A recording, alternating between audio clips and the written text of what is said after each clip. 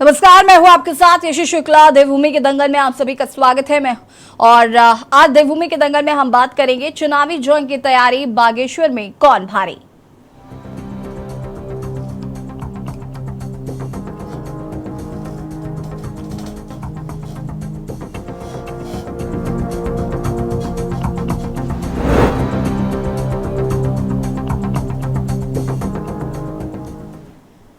बागेश्वर में होने वाले उपचुनाव को जीतने के लिए बीजेपी कांग्रेस ने पूरी ताकत झोंक दी है। प्रदेश में भारी बारिश से भले ही सामान्य पारा नीचे आ गया हो, लेकिन बागेश्वर उपचुनाव ने सियासी पारे को काफी बढ़ा दिया है।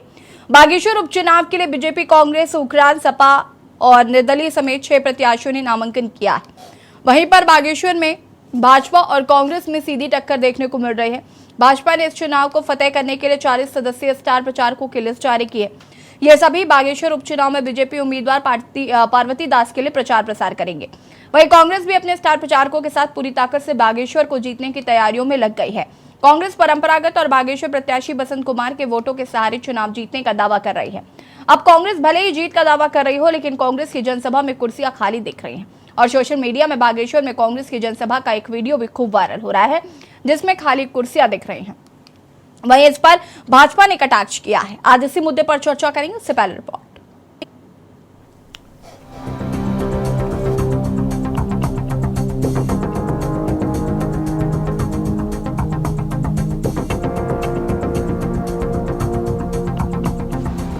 बागेश्वर में होने वाले उपचुनाव को जीतने के लिए बीजेपी कांग्रेस ने पूरी ताकत झोंक दी है। प्रदेश में भारी बारिश से भले ही सामान्य पारा नीचे आ गया हो, लेकिन बागेश्वर उपचुनाव ने सियासी पारे को काफी बढ़ा दिया है। बागेश्वर उपचुनाव के लिए बीजेपी, कांग्रेस, उक्रांद, सपा, उपपा, निर्दलीय समेत 6 प्रत्याशियों के नामांकन किया गया है। वहीं बागेश्वर में भाजपा और कांग्रेस में सीधी टक्कर देखने को मिल रही है। भाजपा ने इस चुनाव को फतेह करने के लिए 40 सदस्यीय स्टार प्रचारकों की लिस्ट जारी की है। ये सभी बागेश्वर उपचुनाव में बीजेपी उम्मीदवार पार्वती दास के लिए प्रचार प्रसार करेंगे। वहीं कांग्रेस भी अपने स्टार प्रचारकों के साथ पूरी ताकत से बागेश्वर को जीतने की तैयारियों में लग गई है। कांग्रेस परंपरागत और बागेश्वर प्रत्याशी बसंत कुमार के वोटों के सहारे चुनाव जीतने का दावा कर रही है। देखिए, भारतीय जनता पार्टी जब चुनाव लड़ती है तो गंभीरता से लड़ती है। इस चुनाव को हम जीतने वाले हैं, ये सभी कह रहे हैं। प्रदेश की सभी जनता कहती है कि भारतीय जनता पार्टी चुनाव जीतेगी, लेकिन उसमें गंभीरता सिर्फ भारतीय जनता पार्टी की ही दिखाई देती है। हमने सबसे पहले अपने प्रत्याशी का अनाउंसमेंट किया। हमने सबसे पहले अपने 188 बूथों पर बूथ पालक, अपने संयोजक, अपने शक्ति केंद्रों के संयोजक, प्रभारी नियुक्त किए। मंडलों पर हमने प्रभारी और काम बांटा है। सभी सांसद और विधायक उस पर काम कर रहे हैं। इसी तरीके से जो 40 हमारे स्टार प्रचारक हैं, जिन्होंने उस क्षेत्र में प्रमुखता से काम करना है, जिनकी वहाँ रैलियाँ होनी है, छोटी सभाएं होनी है, नुक्कड़ सभाएं होनी है, ऐसे सभी नेताओं की लिस्ट जारी कर दी गई, क्योंकि ये चुनाव आयोग के लिए आवश्यक होता है कि कौन कौन नेता आपके वहाँ चुनाव में रहने वाले हैं। इसलिए महत्वपूर्ण है। हम निश्चित रूप से हमारी भी कल सूची जारी हो गई है। 40 स्टार प्रचारक हमारे भी हैं। हमारे उसमें पूर्व मुख्यमंत्री जी हैं, पूर्व मंत्रीगण हैं, पूर्व विधायकगण हैं, वर्तमान विधायकगण हैं, प्रदेश के अध्यक्ष जी हैं, नेता प्रतिपक्ष हैं। सारे लोग लगा के हमने 40 चारों फ्रंटल के अध्यक्ष हैं, सबको स्टार प्रचारक हमने ही बनाया है और उसकी सूची हमने चुनाव आयोग में कल जमा कर दी है और हमारी सूची भी आपके सामने आ गई है। और हम पूरे जोश खरोश के साथ बागेश्वर में कार्यकर्ता चुनाव को लड़ेगा। ये चुनाव कार्यकर्ता का चुनाव होगा। समाजवादी पार्टी बागेश्वर उपचुनाव में क्षेत्रीय मुद्दों को लेकर उतरी है।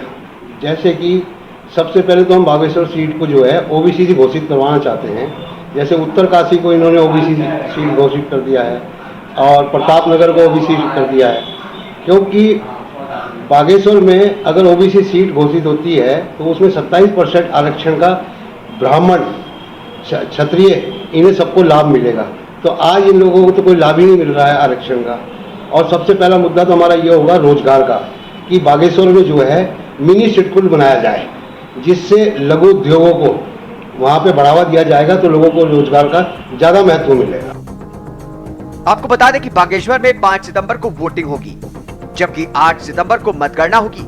जानकारी के अनुसार बागेश्वर में 1,18,225 मतदाता हैं। इनमें 60,045 पुरुष और 58,180 महिला वोटर हैं। सर्विस मतदाताओं की संख्या 2,207 है। सभी राजनीतिक दल बागेश्वर में जीत का दावा कर रहे हैं, लेकिन कांग्रेस की जनसभा का एक वीडियो सोशल मीडिया पर खूब वायरल हो रहा है, जिसमें खाली कुर्सियां दिख रही हैं। वहीं इस पर भाजपा ने कटाक्ष किया है। तो रैली का सैलाब देखा, और जब मैं वहां पर गया था बागेश्वर में, सारी मंच बड़े हुए थे। हाँ, इनके सामने इनकी रैलियों में कुर्सियों की खाली संख्या हो, ये अपनी झिझक है। पहले के दृश्य को जो अभी हमारे मैं देख रहा उसको देख लीजिए, तो कुर्सियां खाली थी या भरी भी थी। ये उनकी बौखलाहट है जो कह रहे हैं कि कुर्सियां खाली। तो यह है कि कांग्रेस के लोग ही कांग्रेस के नेताओं का वीडियो वायरल करते हैं, लेकिन अगर कुर्सियां खाली थी किसी ने दिखा दी तो उसमें सफाई देने की अवस्था क्या है? पूरा बागेश्वर की जनता जानती है कि कांग्रेस का कोई जनाधार नहीं है, जनता उनके कार्यक्रम आ नहीं रही है। उतनी कुर्सियां लगाई क्यों जितने लोग ना हो? तो आखिरकार चाहे वो किसी माध्यम से सोशल मीडिया में आया है, असत्य तो है नहीं। सत्य को नकारना कांग्रेस का नेचर बन गया है, और मैं कह सकता हूं कि कांग्रेस बागेश्वर के अंदर में बुरी तरह हारने जा रही है। कुल मिलाकर बागेश्वर उपचुनाव बेहद दिलचस्प होने जा रहा है। बीजेपी कांग्रेस इस चुनाव को जीतने के लिए पूरी ताकत के साथ मैदान में उतरने जा रही है, पर सवाल ये है कि क्या बागेश्वर की जनता एक बार फिर से बीजेपी को जीत का स्वाद चखाएगी, या कांग्रेस बेरोजगारी और महंगाई के सहारे भाजपा को सबक सिखा पाएगी? क्या कांग्रेस राज्य के उपचुनाव के इतिहास को बदल पाएगी? Uttarakhand desk report. जी हाँ, तो उपचुनाव की तैयारियां जो हैं वो दोनों पार्टियों की तरफ से तेज कर दी गई है, क्योंकि मुख्य आपस में अगर हम बात करें जो टकराव है वो भारतीय जनता पार्टी और कांग्रेस के बीच में है। अगर हम बात करें कांग्रेस की, तो कांग्रेस ये दावा कर रही है कि भारतीय जनता पार्टी ने कुछ भी नहीं किया है, और बेरोजगारी, महंगाई, पलायन, उत्तराखंड के बहुत सारे ऐसे मुद्दे हैं जिनको लेकर जनता कहीं ना कहीं बीजेपी को हराने का काम करेगी। बीजेपी का दावा है कि चंदन राम दास जी ने बहुत विकास किया है बागेश्वर का। ऐसे में बागेश्वर के विकास के नाम पर जरूर उनकी जो पत्नी पार्वती दास हैं वो उपचुनाव में खड़ी हैं, उनको वोट देंगे। चर्चा आज हम इसी पर करेंगे, क्योंकि सभी ने अपनी अपनी तैयारियां तेज कर दी हैं, और कांग्रेस जहां एक और जीत की तार ठोक रही है, तो वहीं दूसरी ओर बीजेपी भी इसमें अपने आप को कम नहीं समझ रही है। सुभाष झा जी वरिष्ठ पत्रकार हमारे साथ जुड़ चुके हैं, शांति प्रसाद भट्ट जी हमारे साथ जुड़ चुके हैं, यूकेडी के प्रवक्ता हैं, हेमा भंडारी जी हमारे साथ जुड़ चुके हैं, आम आदमी पार्टी की प्रवक्ता हमारे साथ जुड़ चुके हैं, राजेंद्र जी हमारे साथ जुड़ चुके हैं, कांग्रेस से बहुत बहुत स्वागत है। राजेंद्र जी, शुरुआत आपसे ही करूंगी मैं। बागेश्वर उपचुनाव जो है वो कहीं ना कहीं बहुत महत्वपूर्ण माने जा रहे हैं, क्योंकि लोकसभा के चुनाव भी हैं। दिशा दशा आगे की कहीं ना कहीं इससे पता चलेगी कि जनता का मूड क्या है या जनता का मन क्या है। कांग्रेस पूरी तरीके से तैयार नजर आ रही है इन चुनावों को लेकर। सबसे पहले हम तैयारियों पर अगर बात करते हैं तो कांग्रेस की क्या तैयारी है, क्योंकि एक जो वीडियो वायरल हुआ उसमें जो खाली कुर्सियां दिखाई गई उसका कहीं ना कहीं बीजेपी उपयोग कर रही है और ये बताने की कोशिश कर रही है कि कांग्रेस को कोई सुनना नहीं चाहता। नहीं, ऐसा नहीं है।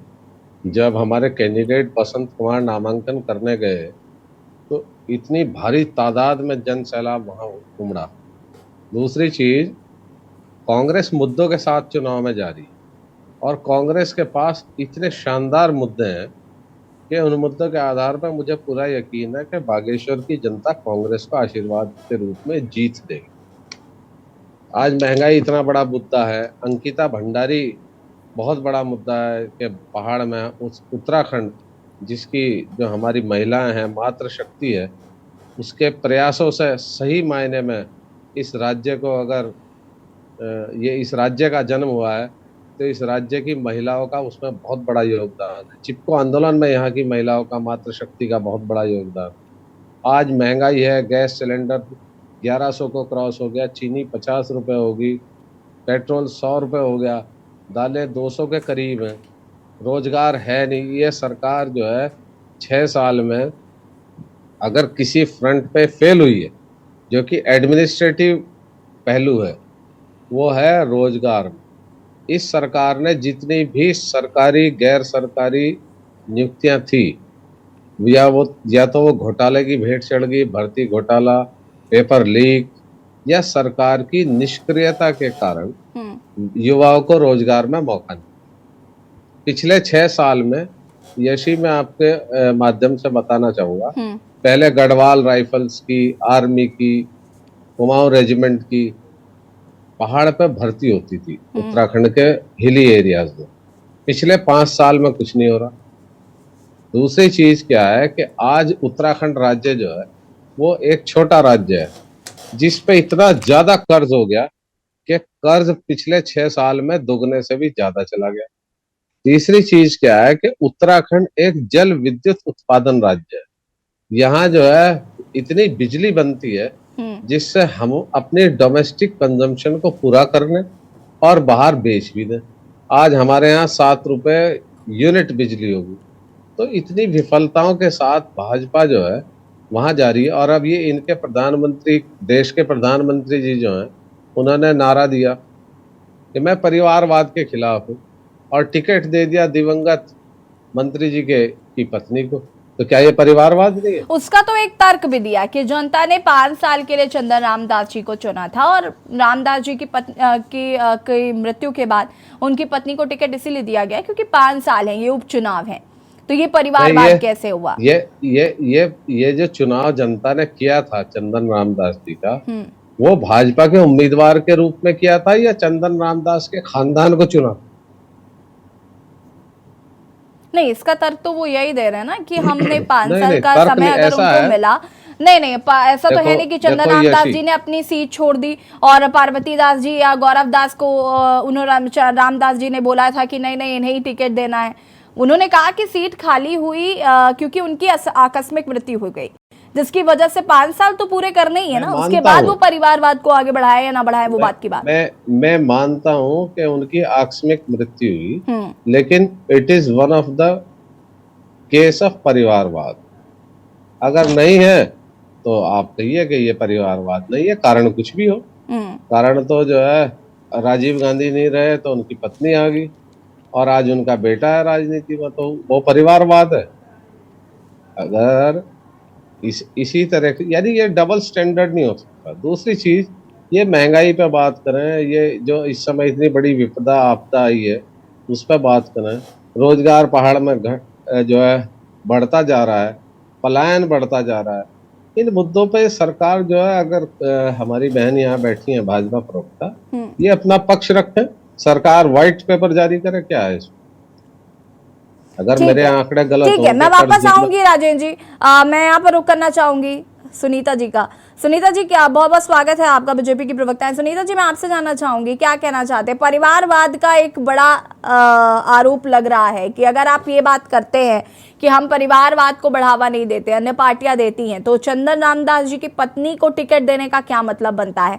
पहला सवाल। दूसरी चीज ये कि जिस तरीके से अब ये बागेश्वर उपचुनाव होने हैं, कहीं ना कहीं से 2024 के लोकसभा चुनाव से जोड़कर इसलिए देखा जा रहा है क्योंकि इससे कहीं ना कहीं ये समझ में आएगा कि जनता के मन में क्या है, और उससे ये पता चलेगा कि जनता अभी भी क्या सोचती है भारतीय जनता पार्टी के बारे में। इस पर भी आपका जवाब चाहूंगी मैं।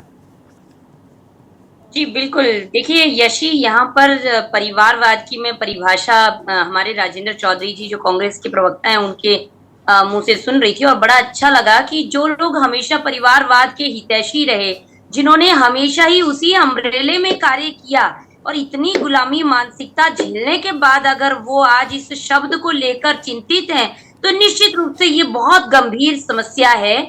और लेकिन जहां उपचुनाव की बात आती है, जहां पे स्थानीय जनता की बात आती है और जहां पर अगर हमने उनके बेटा बेटी को प्रत्याशी बनाया होता या उसको वंश को बढ़ाने के लिए हमने कोई कदम उठाया होता तो निश्चित रूप से वो अधिकृत थे इस बात को बोलने के लिए कि आप परिवारवाद को बढ़ावा दे रहे हो। लेकिन स्थानीय जनता की जो डिमांड थी, जो स्थानीय जनता, क्योंकि पिछले 4 दशकों से स्वर्गीय चंदन रामदास जी वहां पे जनप्रतिनिधि के रूप में जनता के बीच में कार्य कर रहे थे और बार बार आपने देखा था कि पिछली बार जो इलेक्शन था उसमें मात्र चंदन रामदास जी 1 या 2 महासभा में ही जा पाए थे। पूरा का पूरा इलेक्शन वहां की जनता और वहां के कार्यकर्ताओं ने लड़ा था। चंदन रामदास जी 2 बार, सिर्फ मेरे को याद है कि वो 2 बार ही जा पाए थे पूरे इलेक्शन में। आप बताइए, इतनी रैलियां होती हैं, इतने कार्यक्रम होते हैं, सुबह से लेके शाम तक पूरा जनप्रतिनिधि जो है फुर्सत नहीं होती उनके पास। और वहां पे आप एक जनप्रतिनिधि, क्योंकि उनका स्वास्थ्य जो था वो उस टाइम पे सही नहीं था, तो उनके स्वास्थ्य के कारण वो जा नहीं पाते थे। तो जनता का इतना मान सम्मान, स्नेह और उनके लिए प्यार था कि उन्होंने उन्हीं को चुना, उन्हीं के लिए बात करी टिकट की और उन्हीं को आगे, क्योंकि चंदन रामदास जी का उस टाइम पे स्वास्थ्य खराब हो गया था, तो उन्होंने कहा था कि इस बार जो है वो इतनी इच्छा नहीं रखते हैं इलेक्शन लड़ने की। अगर कोई और उपयुक्त प्रत्याशी भारतीय जनता पार्टी का कोई भी कार्यकर्ता आगे आना चाहता है तो वो आ सकता है। लेकिन आप देखिए कि वहां के कार्यकर्ताओं का उनके प्रति क्या प्रेम था, किस तरीके से उन लोगों ने उन्हीं को कि आप बैठे रहिए, हम इलेक्शन जितवाएंगे। और आप देखिए हमारे कार्यकर्ता कितने कर्मठ थे कि स्वर्गीय चंदन रामदास जी उस वक्त भी कार्यकर्ताओं की वजह से ही जीते। तो यहाँ पर उनका, क्योंकि आधा कार्यकाल बचा है, उनके दुखद निधन के बाद जो जगह रिक्त हुई है उस पर भी देखिए पैनल में हमने कार्यकर्ताओं के नाम मंगाए। हमने कभी ये बात नहीं कही कि हम लोग जो है अब तो घोषित रूप से उन्हीं के परिवार का ही व्यक्ति चुना जाएगा, ये कभी नहीं होता भारतीय जनता पार्टी में। हमने बकायदा पैनल मंगवाया जिला अध्यक्ष के माध्यम से, वहां के जो प्रभारी मंत्री हैं, वहां के जो हमारे पैनल के हिसाब से तो उसमें 3 नाम थे, जिसमें पहला उनकी पत्नी, एक सेकंड सुनीता जी, पहला उनकी पत्नी का था, दूसरा गौरव दास जी जो कि उनके बेटे हैं उनका था, तीसरा कोई और व्यक्ति था। तो 2 नाम तो वैसे इन तीनों में ही आपको एक को चुनना था। सूत्र इतने ज्यादा हैं तो ये आपको देखिए अच्छी बात है, आप इतने सूत्र रखती हैं, लेकिन मैं भारतीय जनता पार्टी की कार्यकर्ता और प्रवक्ता होने के बावजूद मेरे पास अभी तक भी 3 कार्यकर्ताओं के जो नाम है उसमें सिर्फ जो फाइनलिस्ट है उन्हीं का हमें पता चला है, वो भी वहां की जनता के रुझान के कारण, जनता की वजह से। अभी तक हमें नहीं मालूम कि वो 3 नाम यही तो फर्क है ना हम में और आप में। अगर हमें भी नहीं जानकारी होगी तो हम पत्रकार किस बात के कर सकते हैं आपके साथ। भाई आप क्या बातें कर रहे हो, हम तो बहुत छोटे से कार्यकर्ता है मैडम, हम अपने इतने बड़े हैं ही नहीं, ना ही हमारे सूत्र इतने बड़े हैं, तो हम आपकी तो कभी तुलना कर ही नहीं सकते अपने आप से। अब दूसरी बात, यहाँ पर जो प्रत्याशी बनाई गई भारतीदास जी के साथ में देखिए एक स्थापित विचारधारा है, एक भाजपा का मजबूत एकीकृत जो संगठन है और जो कर्मठ कार्यकर्ताओं की फौज है हमारे पास, उनकी वजह से हमें प्रत्याशी जो है भारतीदास जी को बनाना पड़ा। और अब आप इसको चाहे देखिए ये जनता की स्वीकार्यता है, सहानुभूति है या संवेदनाएं हैं, ये जनता की ही, जनता जनार्दन है, हमें उन्हीं की वजह से ये सीटें मिल पाती हैं, तो हमने उनका मान सम्मान रखा। और हम जनता से यही आग्रह कर रहे हैं कि देखिए स्वर्गीय चंदन रामदास जी के कार्यों के आधार पर, उनके स्नेह के आधार पे, उनके त्याग, और क्योंकि उनकी अपने जो दुखद निधन हुआ वो पूरा भारतीय जनता पार्टी जन सेवा करते हुए हुआ, तो आप उसको देखते हुए उन्हें वोट दीजिए, उन्हें जिताइए। हम बिल्कुल ये बात नहीं कह रहे। अगर आपको लगता है कि हमने पहले नेहरू जी, फिर इंदिरा गांधी, फिर राजीव, फिर उनकी पत्नी जो मना कर चुकी थी सोनिया गांधी कि मुझे राजनीति से कोई लेना देना नहीं, मैं बिल्कुल राजनीति में नहीं आना चाहती, उसके बावजूद आप वो तो छोड़ दीजिए, गंधक का व्यापार करने वाले राजीव गांधी, कब ये गांधी, महात्मा गांधी का सरनेम लेके भुनाने लगे, उसमें तो आप लोगों की कोई टिप्पणी नहीं है। अगर ये ऐसा था तो आपको जरूरत क्यों पड़ी गांधी सरनेम की? आप अपने गंधी समाज से थे, आप उसी नाम से आगे बढ़ते, आपको क्यों नाम बदलने की आवश्यकता पड़ गई? सोनिया माइनो जो थी पहले, उनको क्यों जरूरत पड़ गई सोनिया नाम रखने की, भारतीय नाम रखने की? तो यहाँ पे जो ये चीजें हैं ना, ये कांग्रेस के मुंह से ज्यादा अच्छी नहीं लगती हैं, बशर्ते। चलिए ठीक है सुनीता जी, मैं वापस आऊंगी। हेमा भंडारी जी, आपका रिएक्शन चाहूंगी मैं बागेश्वर उपचुनाव पर। अनम्यूट कीजिएगा। यशी जी, जैसे कि आपकी डिबेट में मैंने पहले जो डिबेट हुई थी उसमें बताया था कि शीर्ष नेतृत्व से बात चल रही है, लेकिन वहां से हमारे जो है ना उपचुनाव के लिए हमें मना कर दिया गया है। हम लोग कोई भी उपचुनाव नहीं लड़ रहे हैं और हाँ, हम लोग जो चुनाव लड़ेंगे वो पूरे में ही लड़ेंगे, उपचुनाव हमारी पार्टी नहीं लड़ेगी। और जो अब विपक्ष के रूप में तो सशक्त यहाँ पर कांग्रेस बैठी है, अब मुकाबला तो इन्हीं के बीच में होगा। और जिस तरह से आप देखिए कि कांग्रेस, अब तो कांग्रेस को सोचना है कि जिस तरह से कांग्रेस ने यहाँ पर उत्तराखंड में गठबंधन का अपमान किया है, और इससे अपमान ही कहेंगे कि इन भाजपा और कांग्रेस में क्या हुआ, भाजपा वालों ने कांग्रेस के प्रत्याशी को ले लिया जो उन प्रत्याशी रहे, तो इनको भाजपा के लिए सोचना था, वहां से वो निकालना था। भाजपा के समर्थन में तो हम कभी हो ही नहीं सकते, क्योंकि जिस तरह से भ्रष्टाचार और भाजपा में, तो ये गठबंधन एक तरह से उस भ्रष्टाचार को हटाने के लिए है और लोकसभा चुनाव के लिए हुआ है।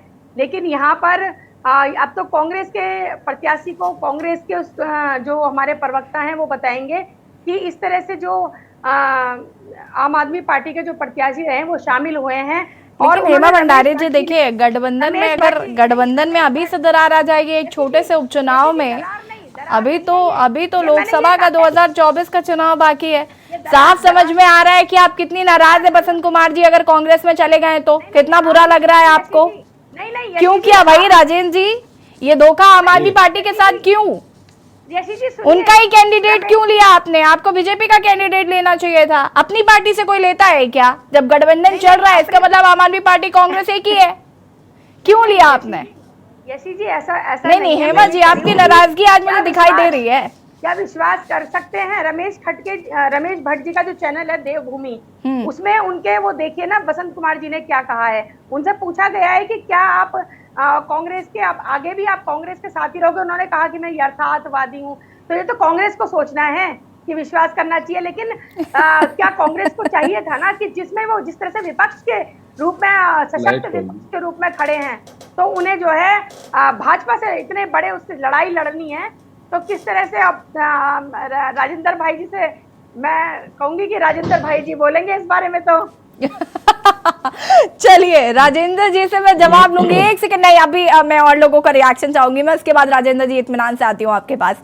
शांति प्रसाद भट्ट जी, देखिए भाजपा सिंपैथी वोट पर काम कर रही है, अब कोई स्वीकार करे या नहीं करे, और कांग्रेस जिस तरीके से अपना वोट बैंक मजबूत करना चाहती है तो बसंत कुमार जी को ले आई। आम आदमी पार्टी तो साफ नाराज नजर आ रही है और बहुत बुरा लगा उनको कि बसंत कुमार जी को ले लिया गया। हालांकि 2-3 दिन पहले ये शायद खबर आई थी, तो ये सवाल मेरे मन में था कि आम आदमी पार्टी की तरफ से रिएक्शन क्यों नहीं आ रहा। आज हेमा जी की तरफ से आए तो मुझे लगा हाँ कुछ तो गड़बड़ है। खैर इसका जवाब मैं लूंगी राजेंद्र जी से, लेकिन शांति प्रसाद जी आपका रिएक्शन चाहूंगी इस बागेश्वर उपचुनाव को लेकर। देखो यशी जी, बड़ा साफ है, मैं पिछले 10-15 मिनट से सुन रहा हूँ डिबेट। सभी पार्टियां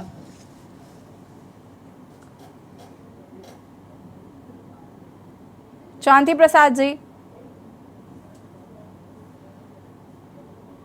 शांति प्रसाद जी, ठीक है शांति प्रसाद जी के शायद कुछ नेट इशू है। नहीं नेट आवाज नहीं आ रही क्या? हाँ जी अब आई, बोलिए। मेरा ये कहना है यशी जी कि उत्तराखंड क्रांति दल क्षेत्रीय मुद्दों पर चुनाव लड़ेगा, दबंगता से लड़ेगा। और हमारे मुद्दे क्या होंगे? देखिए मुख्यमंत्री कार्यालय भ्रष्टाचार में संलिप्त है और मुख्यमंत्री को मजबूरी में अपने ही प्यारों के ऊपर मुकदमा दर्ज करना पड़ा उपाध्याय में, वो करोड़ों के घोटालों में संलिप्त है। इसको हम मुद्दा बनाएंगे। उत्तराखंड के अंदर बेरोजगारों पे लाठीचार्ज हुआ है, 307 के मुकदमे लगाए हैं, गरीब को लाठी और बेईमानों को रोजगार, इसको हम उत्तराखंड में बागेश्वर में मुद्दा बनाएंगे। अंकिता बेटी को न्याय नहीं मिला, बचाने वाली भाजपा और उसकी हत्या करवाने वाली भाजपा, हम इसको मुद्दा बनाएंगे। महंगाई की मार, ये भाजपा को याद दिलाएंगे कि 5 किलो गेहूं 5 किलो चावल देकर आपने अगर 5 साल सत्ता पाई है तो आप बताएं कि उत्तराखंड के अंदर ये जो बुरे हाल हुए हैं महंगाई के कारण, उस पर आप क्यों जवाब नहीं दे रहे हो?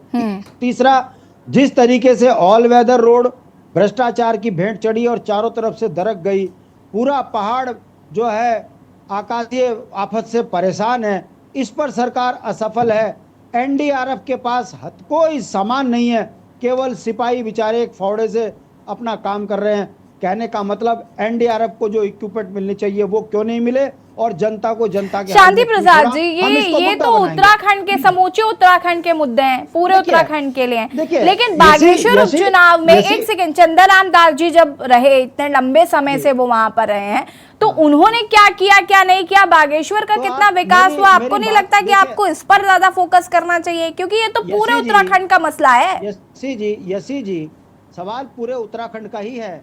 मैं आपको बता रहा हूं कि जब तक मैं पूरी बात नहीं बोलूंगा, मैं बोलूंगा चंदन राम दास जी परिवहन मंत्री थे, इनके उसमें कार्यकाल में ये कमियां थी, वो बात का मजा नहीं आएगा। मैं जनता का ध्यान आकर्षित करना चाह रहा हूं कि महंगाई में भाजपा, भ्रष्टाचार में भाजपा, पुरानी पेंशन खत्म करने में भाजपा, अग्निवीर बनाकर सैनिकों की पेंशन खत्म करने में भाजपा, और परिवारवाद के नाम पे मध्य प्रदेश में सारे परिवार में टिकट बांट दिया और यहाँ पर भी बागेश्वर में परिवारवाद को बढ़ा दिया।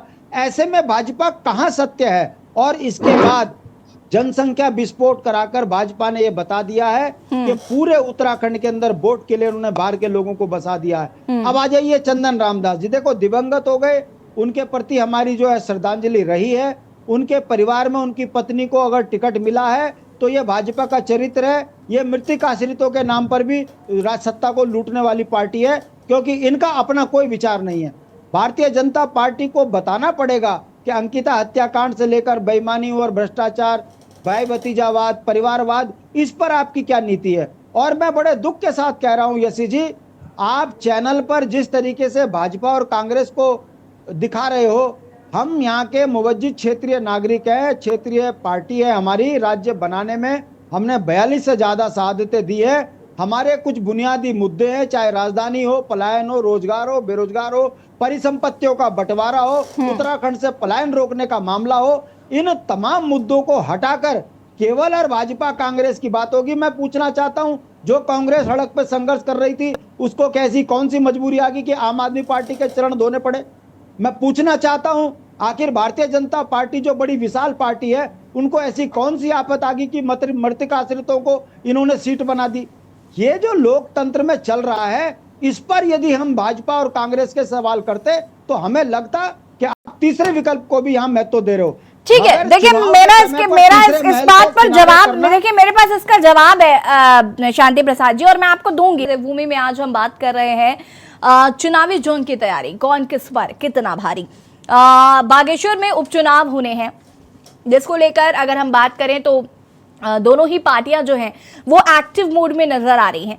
एक और जहां पर बीजेपी ने सिंपैथी कार्ड खेल दिया है, स्वर्गीय चंदन राम दास जी की पत्नी पार्वती दास जी को टिकट दे दिया है, तो वहीं दूसरी ओर कांग्रेस ने आम आदमी पार्टी के जो उपाध्यक्ष रहे हैं पूर्व, उन्हें अपनी पार्टी में शामिल करके उन्हें कैंडिडेट घोषित कर दिया है। अब सवाल यह है कि बसंत कुमार जी और पार्वती दास जी जो हैं वो कहीं ना कहीं उनकी आपस में कड़ी टक्कर देखने को मिल रही है। चर्चा से पहले यूकेडी के प्रवक्ता हमसे कह रहे थे कि हमें भी तीसरे विकल्प के तौर पर दिखाना चाहिए। मैं आपके पास आऊंगी, इसका जवाब भी दूंगी शांति जी, लेकिन उससे पहले सुभाष झा जी का रुख कर लेते क्योंकि काफी देर से वो इंतजार कर रहे हैं। माफी चाहूंगी सुभाष जी, काफी देरी से आपके पास आ रही हूँ, हालांकि पैनलिस्ट के जवाब बहुत जरूरी थे, सभी को आपने यहाँ पर सुन लिया है, उस पर आपका सबसे पहले रिएक्शन चाहूंगी। और काफी मुस्कुरा रहे हैं आप। देखिए, मैं मुस्कुरा इसलिए रहा हूँ यशी जी, हाँ जी, कि सारे लोगों ने कांग्रेस को मुद्दों पर हमला करने का तरीका पता नहीं क्यों नहीं सिखाते हैं लोग, इनकी पार्टी के लोग, मुझे ये आज तक समझ नहीं आया। हमला करना भाजपा को आता है, लेकिन खैर ये अलग मसला है। मैं तो पत्रकार हूँ, मेरी कोई पार्टी नहीं, इसलिए मैं इससे नहीं बोल सकता। लेकिन आज जो मुद्दे इन्होंने सरकार की, राजेंद्र चौधरी जी ने जितने मुद्दे गिनाए हैं सरकार के खिलाफ, वो सारे मुद्दे पर फिर से मैं बोलूं तो फिर बात बनता नहीं। भट्ट जी ने बहुत सारे मुद्दे गिना दिए, एक मुद्दा बचता है जिसमें बोला नहीं गया, और आज मैं एक पत्रकार की हैसियत से बोल रहा हूँ और बड़ी जवाबदेही के साथ। मैं उत्तराखंड से बाहर नहीं जाऊंगा। परिवारवाद को लेकर बड़े लंबे चौड़े चर्चे होते हैं। लालू यादव, आपको याद होगा या डाटा खंगाल लीजिए, विद्यार्थी जी भी यहाँ है, विद्यार्थी जी की भी जानकारी में होनी चाहिए। जो लालू यादव, फारूक अब्दुल्ला, मुलायम सिंह यादव, ये सारे लोग जब इनके बच्चे बड़े नहीं हुए थे तो ये लोग उस समय बड़े जोर शोर से इसी तरह चिल्लाते थे कि ये जो है परिवारवाद है, परिवारवादी पार्टी है, कांग्रेस परिवारवादी पार्टी। आज सारे लोग परिवारवाद ही चला रहे हैं। और घर में 5-5 MP, 3-3 MP, 2-2 MP, 2-2 विधायक ऐसे चल रहे हैं काम। एक बात, भाजपा कभी लंबा शासन में रही ही नहीं, तो परिवारवाद कहां से आएगा? अटल बिहारी वाजपेयी के बच्चे थे नहीं, मोदी जी के बच्चे हैं नहीं, योगी जी के बच्चे हैं नहीं, तो उनके परिवार नहीं है। जिनके बच्चे हैं वो हैं। अब उनका मैं गिना दूं, रितु खंडूरी जी क्या हैं? आपके उत्तराखंड की हैं। आपके गणेश जोशी जी की बेटी आपकी राष्ट्रीय उपाध्यक्ष है। उनमें ऐसे कौन से सर खाब लगे हुए हैं कि दूसरे राष्ट्रीय उपाध्यक्ष होने लायक उन्हीं को चुना गया? इसका जवाब आपके पास नहीं होगा। आपने कहा कि जनता का बहुत दबाव था कि उनको चंदन दास की पत्नी जी को बना दिया जाए, उनको उम्मीदवार बना दिया जाए, तो ऐसा दबाव सविता कपूर जी पर भी होगा, इसलिए आपने बनाया होगा। मगर ये दबाव कांग्रेस में नहीं हुआ होगा, इसलिए कांग्रेस परिवारवादी हो गई। दूसरी बात, हेलो, हाँ जी अपनी बात को पूरा करें। हाँ, दूसरी बात जो आप इस चीज को समझिए कि वंश परंपरा हमारे सनातन का हिस्सा रहा है। अगर हमारे सनातन का हिस्सा वंश परंपरा नहीं रहता तो एक ऋषि के नाम पर इतने गोत्र नहीं चलते। ये वंश परंपरा ही है कि भारद्वाज गोत्र हैं, सांडिल्य गोत्र हैं, काश्यप गोत्र हैं, ये तमाम गोत्र हैं। ये वंश परंपरा है। चूंकि ये लोग जहां जहां इन्हें सुविधा लगता है वहां ये वंश के खिलाफ जाते और काम वही करते। ये दोहरा मापदंड ये नहीं चलेगा। दूसरी बात कि अगर सबसे बड़ा अगर परिवारवाद इतना बुरा चीज है तो इक्ष्वाकु वंश के राम जी, हरिश्चंद्र जी, दिलीप जी, सगर जी, ये सारे लोग जिनकी हम पूजा करते हैं, हम भी उनकी पूजा करते हैं, तब तो सबसे बड़ा परिवारवादी मुझे लगता है भगवान राम थे, उनके पूर्वज थे। चूंकि लाइन से उन्होंने सबने अपने बच्चों को दिया, राम ने भी लव कुश को दिया, किसी तीसरे को नहीं दिया।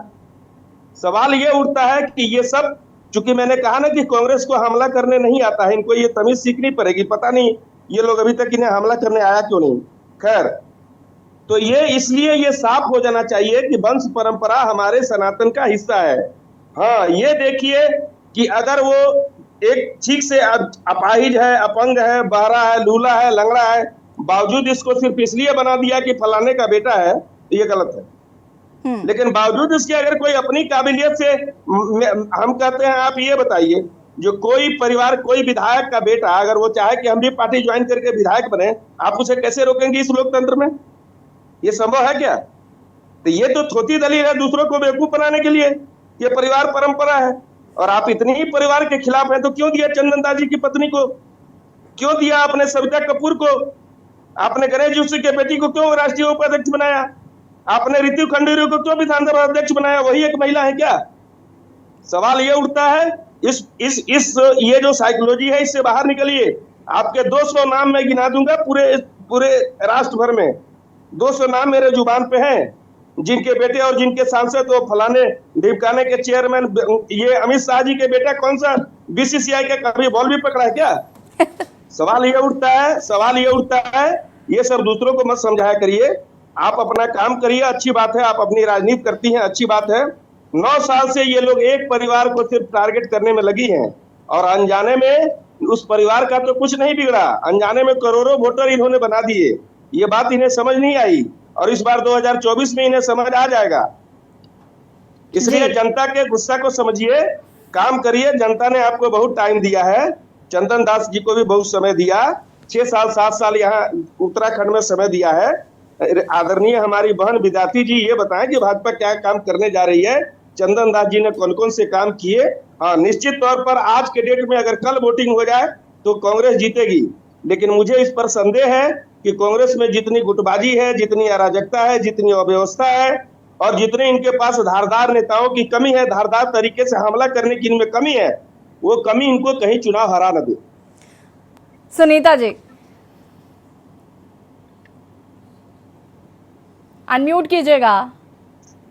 जी देखिए, मैं तो सुभाष झा की जो बात है उससे यही समझ पाई, ना मांझी है, ना रहबर, ना हक में हवाएं, ये है कश्ती भी जर्जर, ये कैसा सफर है। तो यहाँ पर आपने परिवारवाद की बात बड़ा व्याख्यान, बड़ा विस्तार से रखा। देखिए, मैं कैबिनेट मंत्री हूँ अब मेरी बीवी जो है वो विधायक बनेगी, अब मेरी बेटी जो है वो सांसद बनेगी, अब जो मेरे जवाई हैं वो भी किसी आयोग का मेंबर बनेगा, और उसके बाद उनके जो बच्चे पढ़ रहे हैं वो भी आगे कुछ ना कुछ पद लेंगे, और इसी तरीके से सिलसिला वंश परंपरा का चलता रहेगा। आपने बड़े बड़े एग्जाम्पल दिए, बहुत सारी चीजें दी, और उसके बाद लास्ट में आपने यही बोला पूरा महाभारत करने के बाद कि भाई दुर्योधन के पिताजी की जो थी स्थिति, इसलिए उनको राजा वो उस स्थिति पे नहीं रखा गया, लेकिन दुर्योधन तो काबिल था। तो अंत में आपने वही कर दिया लास्ट में। तो यहाँ पे देखिए परिवारवाद, भाजपा की जो रीति नीति से प्रभावित इनके चंदन जो रंजीत दास जी हैं, वो भाजपा की रीति नीति से प्रभावित होकर भाजपा में ज्वाइन किए, और डे वन से ही हमने, चाहे वो कांग्रेस के प्रत्याशी रहे, बहुत अच्छी बात है, और हमने उनको आने से पहले ही ये बात कर दी थी कि इस मंशा से ना आए कि यहाँ पे आकर टिकट मिलेगा, क्योंकि उपचुनाव है। आपने तो बहुत बड़े बड़े नाम गिनाए, मैं तो आपसे सिर्फ ये बात कहना चाहती हूँ कि सोनिया जी तो बहुत बड़ा एग्जाम्पल है। सोनिया जी को किस आधार पर टिकट मिला, सोनिया जी को किस आधार पर जो है राष्ट्रीय अध्यक्ष बनाया गया, फिर राहुल गांधी, फिर प्रियंका गांधी, उसी आधार पे जिस तरीके से पार्वती दास जी को आपने टिकट दिया, जो सिंपैथी वोट आप गेन करना चाहती हैं, शायद वही सिंपैथी वोट जो है वो कांग्रेस गेन करना चाह रही होगी। सिंपल सा फंडा है। मुझे ये परिवारवाद वाली बात, मैं बिल्कुल सुभाष झा जी की बात से सहमत हूँ, मुझे ये परिवारवाद वाली बात समझ में नहीं आती कि हम करें तो सही, आप करें तो नहीं। ऐसा नहीं हो सकता। राजेंद्र जी अपनी बात को रखिए, उसके बाद में शांति प्रसाद जी आपके पास आती हूँ। राजेंद्र जी, तो आपके रहते हुए दूसरा आपके घर का परिवार का जो है वो जनप्रतिनिधि बनकर नहीं आएगा। अरे सुनीता बहन जी, ब्रजभूषण शरण सिंह जो हैं, राजेंद्र जी के बहुत सम्मान करने वाले, उनका बेटा विधायक है, उनका दामाद पुष्टि संघ का अध्यक्ष है, उनका भतीजा है, उनका क्या हम यहाँ पर बात परिवारवाद की कर रहे हैं? बात यहाँ पर हम तैयारियों की कर रहे हैं। एक सेकेंड, बात यहाँ पर परिवारवाद की हो ही नहीं रही। मुद्दा परिवारवाद को बना दिया गया है। और मैं यूकेडी के प्रवक्ता शांति प्रसाद जी से कहना चाहूंगी, शांति प्रसाद जी देखिए, कांग्रेस राष्ट्रीय पार्टी है, बीजेपी राष्ट्रीय पार्टी है, इनमें जब गुटबाजी होती है तो लोग इस पर चर्चा करते हैं। यूकेडी कितनी बड़ी पार्टी है और उसमें ही गुटबाजी शुरू हो गई है। और मुझे ये बताइए कि आप जनता को अभी तक विश्वास नहीं दिला पाए हैं इन 22 सालों में। एक second Sunita ji, let me complete. प्रदेश अध्यक्ष है, अब इनको बड़ी प्रॉब्लम है भाजपा को, ये चुप होने का नाम नहीं लेते। सुनीता जी, इनका मुंह बंद करो। सुनीता जी प्लीज, सुनीता जी निकलने नहीं देती, Sunita ji I am talking to Shanti Prasad Bhatt ji, please. Sunita ji, दूसरा शांति प्रसाद भट्ट की मैं बात करके जवाब दे देती हूँ, उसके बाद शांति प्रसाद भट्ट की मैं आप बहुत अच्छे से बात सुनूंगी। उत्तराखंड क्रांति दल क्षेत्रीय मुद्दों की बात करता है, डेफिनेटली करता है। ये बात और है कि जितने उनके क्षेत्रीय मुद्दे हैं आज उतने ही रूप में उत्तराखंड क्रांति दल बंट चुका है। शांति जी डिबेट में आए, डिबेट में आने से पहले वो ये भी बताएं जनता को कि वो यूकेडी नंबर 1, नंबर 2, नंबर 3 या कौन से वाली उत्तराखंड क्रांति दल से संबंधित है। जवाब मुझे नहीं देना, जनता को बताना है आपने। तो यहाँ पे ना बड़ी हांकने से आधे से ज्यादा राज्य आंदोलन। चलिए ठीक है सुनीता जी, अब सुन लेते हैं शांति प्रसाद जी को। मैं बस वक्त की भी कमी, आप समझिए ना, मुझे बाकी सबको भी लेना है, हेमा जी के पास भी जाना है। सुनीता जी प्लीज करो इनको भाई। शांति प्रसाद जी देखो, यशी जी नहीं कर सकते ना। यशी जी ये डिबेट है बागेश्वर पर, और घूमकर बात कहाँ चली गई। सवाल यही है कि जनता को कैसे गुमराह किया जाए। जो भाजपा बेटी बचाओ की बात करती है, मैं जरा सा बस आपको ध्यान दिला दूं कि ब्रजभूषण जैसे गुंडे को तो जो है संरक्षित करती है, और पद्म विभूषण को मिला हुआ है, जिसे पद्म विभूषण मिला है, जो पद्म श्री है, अर्जुन अवार्डेड है, वो धरने दे रहे हैं। ये है भाजपा का असली चेहरा। अब आ जाइए उत्तराखंड में। अब ये है उत्तराखंड की कहानी। ये जो बोल है ना, आपसे पूछिए कि आपने उत्तराखंड में कौन सा आंदोलन किया जो आप यहाँ पर भाजपा की प्रवक्ता बनकर आई। शांति प्रसाद जी, सबसे पहले तो आप मेरे प्रश्न का जवाब दीजिए। सबसे पहले आप मेरे प्रश्न का जवाब दीजिए। What I am asking. नहीं, एक सेकेंड सुनीता जी, इस तरीके से डिबेट नहीं हो पाएगी प्लीज। शांति प्रसाद जी, पहले तो मुझे बताइए उत्तराखंड क्रांति दल कितना बड़ा पार्टी है कि उसमें ही इतने ज्यादा भाग हो गए। आप मुझे बताइए ना, 22 सालों में यूकेडी अभी तक जनता को विश्वास नहीं दिला पाई है। अगर आप आंदोलन से जन्मी पार्टी है तो आखिर जनता आप पर विश्वास क्यों नहीं कर पा रही है? आप कह रहे हैं मीडिया आपको नहीं दिखाता, वो सिर्फ कांग्रेस बीजेपी की बात करता है। हम आपको याद होगा कि जब से ये शो चल रहा है, मुझे अच्छे से याद है कि हम यूकेडी के प्रवक्ता को जरूर बैठाते हैं क्योंकि उनकी अपनी राय है और उनको महत्वता देना हमारा फर्ज बनता है। लेकिन यूकेडी अपना जनाधार स्वयं बनाएगी, हम नहीं आके आपका जनाधार बनाएंगे वहां पे। मैं आपको बता दूं कि उत्तराखंड क्रांति दल से निकलकर कोई, हम गैर मान्यता प्राप्त दल हैं और निकलकर कोई अपनी फ्रस्ट्रेशन निकाल कर कहे कि हम यूकेडी हैं तो वो यूकेडी नहीं हो जाते। ये समझने वाली जरूरत है। मैं तो ये कह रहा हूं कि हम तो गैर मान्यता प्राप्त दल है, फिर भी संघर्ष कर रहे हैं और संघर्ष कर उत्तराखंड के मुद्दों को जिंदा रख रहे हैं। मैं पूछना चाहता हूं कि भारतीय जनता पार्टी भगत सिंह कोश्यारी वाली भाजपा है, निशंक वाली भाजपा है, त्रिवेंद्र वाली भाजपा है या धामी वाली भाजपा है? इनके यहाँ इतने गुट हैं कि 200 करोड़ में सरकार गिरा देते हैं। ये निर्दलियों पर पैसा लगाकर अपने मंत्री को हराते हैं। ये बता दें कि इनका मुख्यमंत्री खटीमा में क्यों हारा? जिसने खटीमा में हराया वो भी भाजपा वाला था। इनका मुख्यमंत्री हिमाचल में क्यों हारा? गोपाल सिंह क्यों हारा? आप बताइए, भुवन चंद खंडूड़ी चुनाव क्यों हारा? अगर आप इसकी तह में जाओगे तो भाजपा के अंदर जो सांप हैं वही अपने मुख्यमंत्री को हराते हैं। तो दूसरों पे उंगली उठाने से पहले अपने गरेबान पे जाकिए कि भारतीय जनता पार्टी जो नागपुर के पैसों पे पलती है वो शांति प्रसाद जी, अब सुनिए, बीजेपी का जो प्लस पॉइंट है वो यही है कि इतनी गुटबाजी होने के बावजूद भी कोई खुलकर नहीं सामने आता। संगठन जो है ना वो मजबूती से काम करता है, डिसिप्लिन अपना ये लोग भूलते नहीं है। अगर एक स्टेटमेंट आ जाता है तो सीधे दिल्ली पहुंचना पड़ता है, दिल्ली दर्शन करने पड़ते हैं। ये हाल है बीजेपी का। तो मुझे बताइए कि अगर ये इस तरीके से काम करते हैं, क्या यूकेडी इस तरीके से काम नहीं कर सकती? ये कांग्रेस की इतनी जगहसाई क्यों हो रही है? क्योंकि कांग्रेस में इतने गुट बन चुके हैं कि ये केवल अपनी गुटबाजी के चक्कर में हार रहे हैं। यशी जी, बहुत अच्छा सवाल किया है। जरा इतिहास में चले जाइए, आप पत्रकार हैं। अगर हम मुगलों के गुलाम बने हैं तो जयचंदों के कारण, अगर अंग्रेजों के गुलाम बने हैं तो जयचंदों के कारण, और वही वायसराय बने, वही राजा बने जिन्होंने गुलामी करी। वो इतिहास अभी गया नहीं है। जो जितना बड़ा दलाल वो उतना बड़ा नेता। अगर ये नेता होते तो उत्तराखंड के बुनियादी सवालों पे काम कर रहे थे, अंकिता को न्याय दे रहे होते, बेरोजगारों के साथ में बेरोजगारी में डाका न डालते, विधानसभा में प्रेमचंद के चरण न पकड़ते। ये वो सारी चीजें हैं जिन चीजों को समझना चाहिए। ये सब उत्तराखंड में नेता के नाम पर दलाल टाइप के प्रवृत्ति के लोग हैं।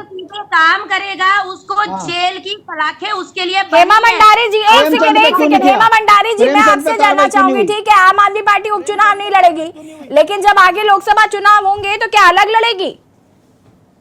अलग नहीं लड़ेगी, जैसे भी शीर्ष नेतृत्व का वो आएगा। अरे यशी जी क्या बोलूं, अपने ही गिराते हैं नशे मन को बिजलियां। तो अभी सुभाष भाई जी ने राजेंद्र जी की टिप्पणी बहुत जरूरी है इस पर। राजेंद्र जी। यशी, हाँ जी, मैं बहुत साफ बात कहने वाला आदमी हूँ और ये शायद इन्हें बहन को बुरा लगेगा सुनकर। भाजपा की औकात और हिम्मत नहीं है कि काम के नाम पर वोट मांग सके। ये सहानुभूति का कार्ड खेले। क्या अब आप बीच में बोलिए, देखो मैं बीच में बोलना। Sunita ji, this is not the right way. काफी देर से आप बोल रही है, उनको बोलने दीजिए प्लीज। सुनीता जी रुक जाइए, और ये औकात पे नहीं जाइए। नहीं, राजेंद्र जी देखिए, औकात पे नहीं जाएंगे। औकात वाली बातें यहाँ नहीं होंगी या नहीं। ये ठोक बजा के मैं बोलती हूँ कि जमानत बचा पाएंगे या नहीं, तब दिखाइएगा। वो जो है मुझे को भी पता है कैसे हारे हो। शुक्र हो एक minute. Sunita ji, this is not the right way. Sunita ji, this is not the right way, please. Sunita ji, सरकारी तंत्र का दुरुपयोग होगा, सरकार का पैसा लगेगा, सारे मंत्री, पूर्व मुख्यमंत्री और अमित शाह का डंडा सब पे रहेगा, सब वहां लगे रहेंगे, बेशुमार पैसा खर्च होगा। और उसके बाद भी चूंकि इन्होंने युवाओं को रोजगार नहीं दिया, अंकिता महिला को बनना जरूरी नहीं। न्याय नहीं दिया, मणिपुर की महिलाओं को न्याय नहीं दिया। हेमा भंडारी जी की सुनीता, बात का एक जवाब शब्द- क्यों नहीं दे रहे हैं? हेमा भंडारी जी की बात का जवाब क्यों नहीं दे रहे हैं? वो लगातार इस तरीके से गाने गा रही हैं, वो बता रही हैं कि जब अपने गिरा रहे नशेवर पर बिजलियां। रुक जाए, अरे सुनीता जी एक सेकंड, बहुत सीरियस बात कर रही हूँ मैं यहाँ पर। राजेंद्र जी बताइए जरा, आम आदमी पार्टी का मुझे जानना है कि आम आदमी पार्टी की प्रवक्ता तो बैठे बैठे आज डिबेट में आरोप लगा रही है भाई कि आपने उनके साथ अच्छा नहीं किया, उनके साथ छल हुआ है, धोखा हुआ है। ये मुझे महाभारत की याद दिला रहा है।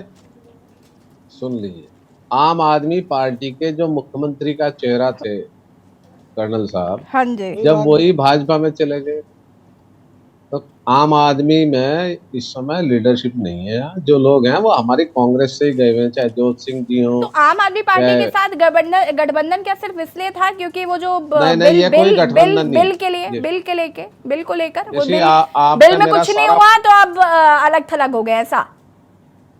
नहीं, अलग थलग नहीं हुए।